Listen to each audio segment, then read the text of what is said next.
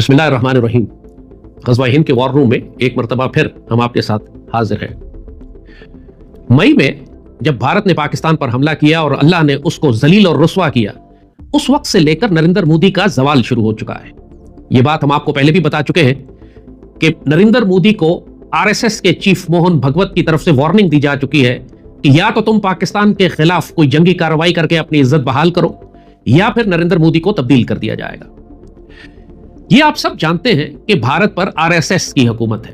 पहले बीजेपी की हुकूमत थी, लेकिन बीजेपी को आरएसएस ने हाईजैक कर लिया।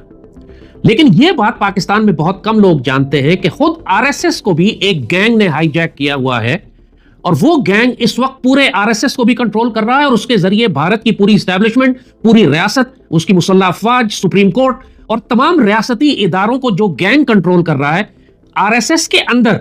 आज हम उसी गैंग की बात करेंगे। हम बात कर रहे हैं द गैंग ऑफ गुजरात की। आरएसएस बजाते खुद एक दहशतगर्द, एक फैशिस्ट, एक नाजी तंजीम है, लेकिन इस तंजीम के अंदर भी एक छोटा सा गैंग है कि जो इस पूरी तंजीम को हाईजैक करके भारत की पूरी रियासत को कंट्रोल कर रहा है। और अगर आप इस गैंग ऑफ गुजरात को समझ जाएं, इसके इरादों को, इसके मकासद को, इसकी प्लानिंग को, इसकी स्ट्रेटेजी को जान जाएं, तो फिर आप बहुत आसानी से प्रेडिक्ट कर सकते हैं कि आने वाले वक्तों में भारत की रियासत क्या करेगी। जैसे हमने आपको बताया कि भारत इस वक्त पूरी दुनिया में बहुत बुरी तरह से जलील हो रहा है। नरेंद्र मोदी का जो ख्याल था कि अपने इख्तिदार के आखिरी दौर में वो भारत को उरूज पर ले जाएगा, वो ख्वाब तबाह बर्बाद होकर रह गया अल्लाह के फजल से। पाकिस्तान के हाथों वो जिस तरह जलील हुए और जिस तरह पाकिस्तान ने पूरे साउथ एशिया में इंडिया को रिप्लेस किया।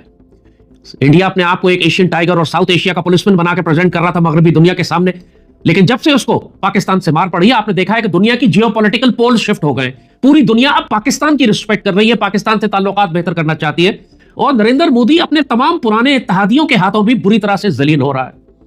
इस तरीके से अमेरिका उसको जलील कर रहा है, वो आपके सामने है। जिस तरह उस पर टैरिफ लगाए जा रहे हैं, उस पर पाबंदियां लग रही हैं। हो सकता है नरेंद्र मोदी पर भारत पर दाखिले की पाबंदी लग जाए, जो गुजरात वायलेंस और गुजरात राइट्स की वजह से उस पर लगी थी, बुचर ऑफ गुजरात पर जो पाबंदी लगाई गई थी।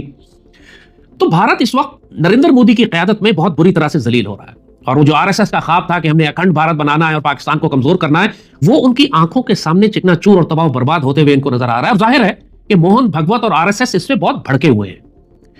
वैसे तो इंडिया में इलेक्शन जो होने, जो जनरल इलेक्शन है जिसमें प्राइम मिनिस्टर चेंज होता है, उनकी पूरी जो नेशनल असेंबली पार्लियामेंट के इलेक्शन होते हैं, वो अब 2029 में होंगे। उसमें तो अभी 3-4 साल बाकी है। लेकिन मोहन भगवत ने नरेंद्र मोदी को वार्निंग दे दी है कि अगर तुमने पाकिस्तान के खिलाफ कोई कार्रवाई ना की तो मैं तुमको रिप्लेस कर दूंगा। वैसे भी नरेंद्र मोदी 75 साल का हो गया है और एग्जैक्टली यही बात मोहन भगवत ने कही कि जब तुम 75 साल के हो जाओ तो फिर जगह छोड़ दो दूसरों के लिए कि जो आके इस काम को कर सके।